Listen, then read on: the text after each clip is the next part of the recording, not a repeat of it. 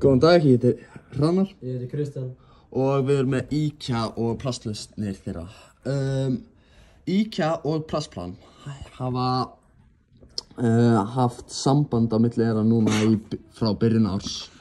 Og já, á hverju mánuði þá kemur Plastplan og tekur allt harða plastið sem fellur til hjá IKEA.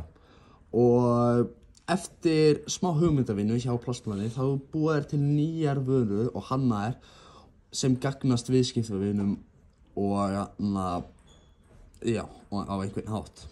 Eins og, já.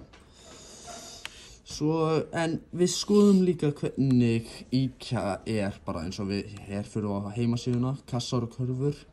Þá getum við séð að þau nota alveg mikið af plasti.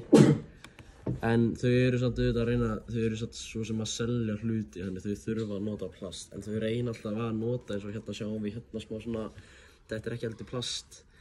Við fyrir aðeins lengra niður, þetta ekki plast. Þau reyna svona að nota sem minnst plast en þau þurfa auðvitað að nota. En þau eru góðsatt í því að minnka plast, til dæmis með bara í matnum og okkar nota alltaf bara að reyna að nota sem minnst af plasti. Svo eitt sem af hverju eins og þegar við byrjum að velja þetta þá hugsum við eins og með öllum hillum og með öllu sem það byggt með, það létt að byggja eða búa til eitthvað sem við kaupum úr IKEA, en eins og hillurnar og allt það, allar skrúfur og all verkfæri sem koma með, það allt í plasti. Það gæti örugglega unnist þar að frekar að nota bara pappa utan það allt, en svo eins og plastfilmurnar sem eru